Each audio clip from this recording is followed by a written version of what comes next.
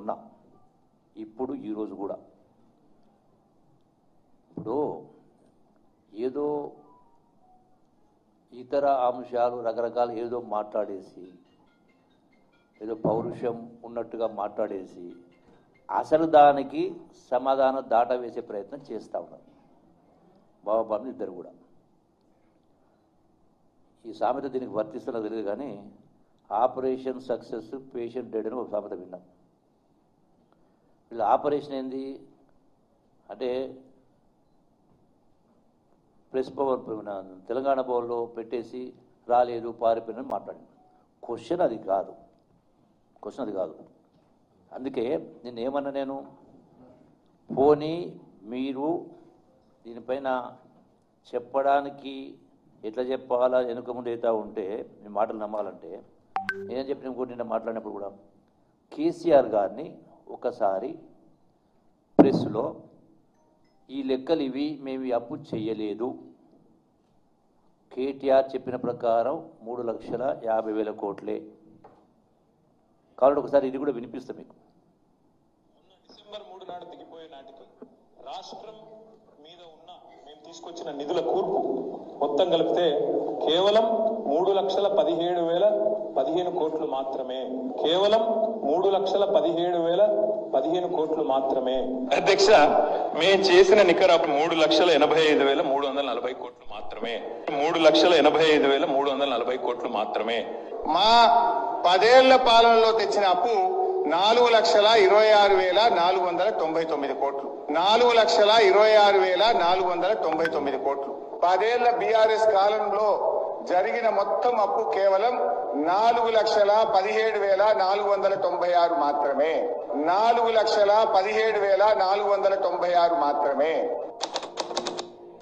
ఇవి వీళ్ళు అసెంబ్లీలో బావమడ్డులు అసెంబ్లీ సాక్షిగా చెప్పిన మాటలు.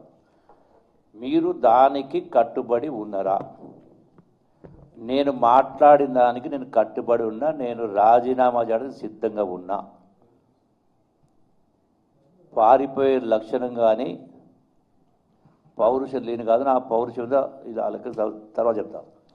క్వశ్చన్ ఇక్కడ వీళ్లకు లెటర్స్ రాస్తున్నాం, దీనికి సమాధానం జవాబు ఏమని చెప్పండి. కేటీఆర్ను హరీష్ రావును లెక్కలు మొత్తం దీనిలో ఉన్నాయి, దీనికి సమాధానం రాతపూర్వకంగా సమాధానం ఏమని చెప్పండి. హరీష్ రావు, కేటీఆర్ అండ్ కేసీఆర్ మీకు వీటిని వాట్సాప్ ద్వారా, సీల్డ్ కవర్లో పోస్ట్ ద్వారా, ప్లస్ మీ మెయిల్ అడ్రస్ నాకు వాట్సాప్ పెట్టండి. ఇప్పుడు నా వాట్సాప్ నుంచి, నా ఫోన్ నుంచే మీకు వాట్సాప్ చేస్తే వీటిని ఫోటోలు తీసి మీరు వీటికి సమాధానం చెప్పి సంతకం చేసి సమాధానం పెట్టండి. మీ వాట్సాప్ ద్వారా నాకు పెట్టండి. నేను చెప్పింది అబద్ధమైతే నేను దానికి సిద్ధంగా ఉన్నా. మీరు చెప్పింది నిజమనేది కూడా సిద్ధం, మీరు రుజువు చేయగలిగితే మరి మీరేం చేస్తారు? నేను చెప్పిన నేను రాజీనామా చేస్తా, మంత్రి పదవికి ఎమ్మెల్యే పదవికి నేను ఇచ్చిన లెటర్లో ఉన్నది ఒక్క అంశం అబద్ధమైనా కూడా నేను రాజీనామా చేయడానికి సిద్ధంగా ఉన్నా, ఎమ్మెల్యే పదవికి మంత్రి పదవికి చెప్పిన. మీరేం చేస్తారు? సపోజ్ మీరు చెప్పింది అబద్ధమైతే మీరు జవాబు రాతపూర్వకంగా ఇవ్వండి. నేను మళ్ళీ చెప్తా ఉన్నా, నా వాట్సాప్ ద్వారా మీకు పంపిస్తా, సీల్డ్ కవర్ ద్వారా పోస్ట్, రిజిస్టర్ పోస్ట్ పంపిస్తా. అటుగే కేసీఆర్కు, కేటీఆర్కు, హరీష్ రావు మీరు కూడా మీరు చెప్పేటువంటి ఊకదంపుడు ఉపన్యాసాలు మానేసి మీరు సమాధానం చెప్పండి స్పష్టంగా చెప్తా ఉన్నా. నిన్న కూడా నేను స్పష్టంగా చెప్పిన ఆ అంకెలు కూడా మీ పత్రికలు కూడా వచ్చినాయి. దీన్ని కూడా మీకు పంపించి ఏర్పాటు చేస్తారు టోటల్గా. అంటే మీరు ఏదో మాట్లాడేసి అసలు దానికి జవాబు చెప్పకుండా మీరు ఏం చేస్తున్నారు? ఇప్పుడు మీకు వినిపించిన 3,50,000 కోట్లని కేటీఆర్ అంటాడు, 4 లక్షల కోట్లని హరీష్ రావు అంటాడు, ఎవరు మాట్లాడాడు. మిగిలిన లోన్లు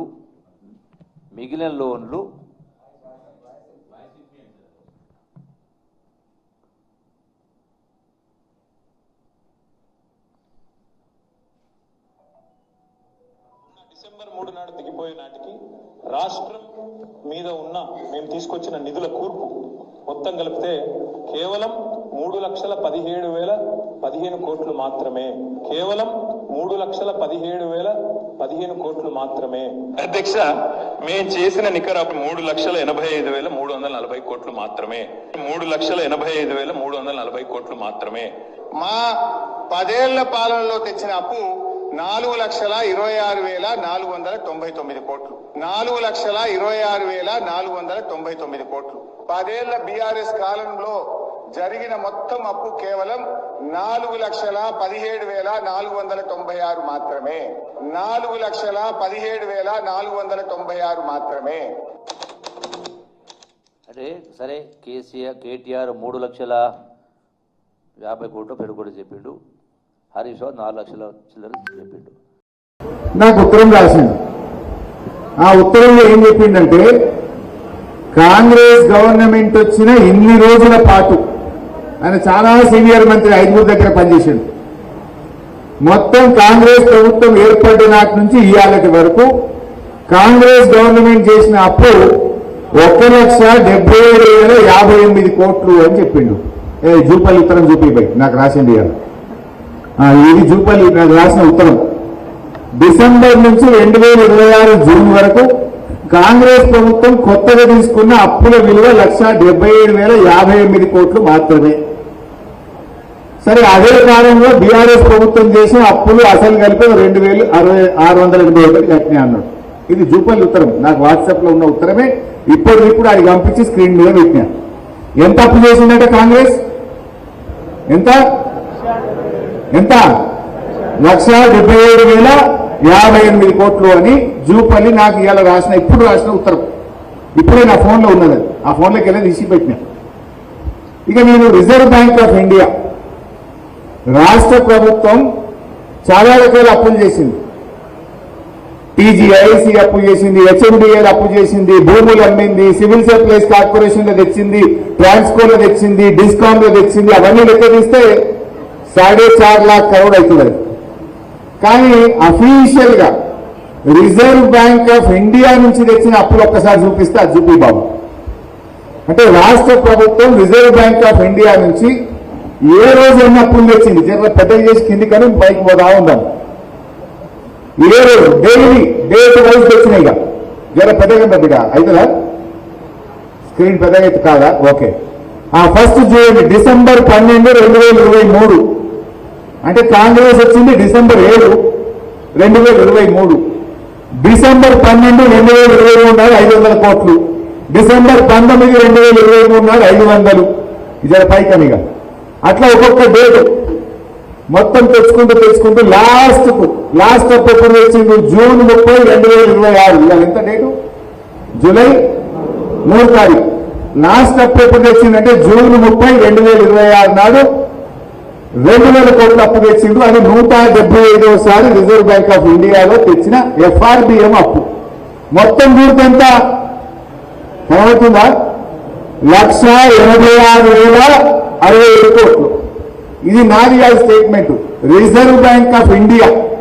మీరెవ్వరు పోయి గూగుల్లో పెట్టినా తెలంగాణ ప్రభుత్వం తెచ్చిన అప్పు రిజర్వ్ బ్యాంక్ ఆఫ్ ఇండియా ద్వారా ఎఫ్ఆర్బిఎం అప్పు ఎంత అని గూగుల్ అడిగినా, Reserve Bank of India website పోయి చూసినా ఎంతుంది అప్పు? 1,86,087 కోట్లు. మరొకసారి చూపండి పెట్టు.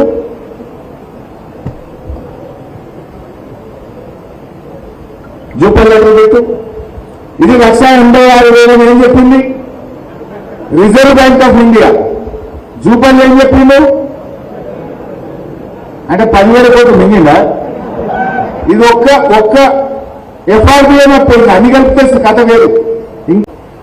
రేవంత్ రెడ్డి మొన్న అసెంబ్లీలో నేను గట్టిగా పట్టుకున్నా, నువ్వు చాలా అప్పులు చేసినావని మాట్లాడంగా డేట్ కూడా చెప్తా. మీరు అసెంబ్లీ గూగుల్ కోసి కొట్టండి. మార్చి 18, 2026 అసెంబ్లీలో మేము గట్టిగా నిలదీస్తే రేవంత్ రెడ్డి మాట్లాడిన వీడియో చూపిస్తా. మార్చి 18, 2026 నాడు అసెంబ్లీలో రేవంత్ రెడ్డి మాట్లాడుతూ, మా గవర్నమెంట్ 27 నెలల్లో చేసిన అప్పు 3,47,000 కోట్ల 294 కోట్లు అని చెప్పింది. రేవంత్ రెడ్డి అసెంబ్లీలో చెప్పిన మాట 3,47,294 కోట్లు అప్పు చేసినాము అని అసెంబ్లీలో రేవంత్ రెడ్డి చెప్పిండు. ఈ మాట 5 నెలల కిందిది. ఇంక 5 నెలలు కలిపితే 4.5 లక్షలు అవుతుంది. 5 నెలల కిందనే అసెంబ్లీలో రేవంత్ రెడ్డి ఏం చెప్పిండో ఒక్కసారి ఆ వీడియో చూద్దాం. 3,47,294 కోట్లు మేము అప్పు చేసినాం అధ్యక్ష.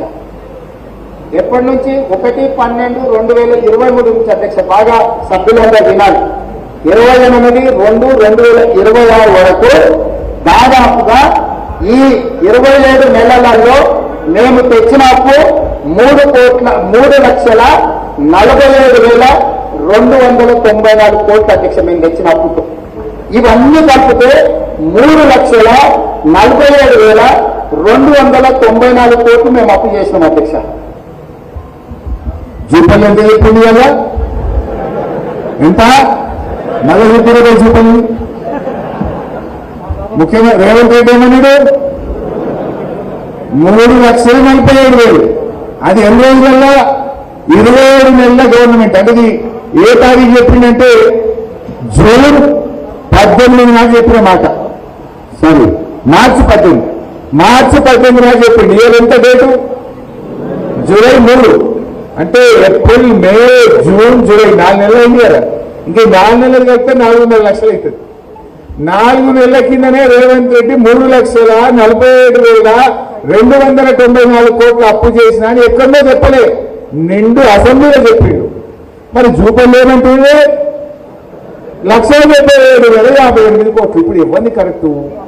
రేవంత్ రెడ్డి కరెక్టా? జూపల్లి కరెక్టా? మీ రిజర్వ్ బ్యాంక్ ఆఫ్ ఇండియా పే 1,86,000 ఉంది. అన్ని కలిపితే 3,47,000 చేసిన అని రేవంత్ రెడ్డి చెప్పిండు. జూపల్లి ఏమన్నాడు? అంటే ఇప్పుడు ఎవరు రాజీనామా చేయాలి? ఎవరు చేయాలి రాజీనామా?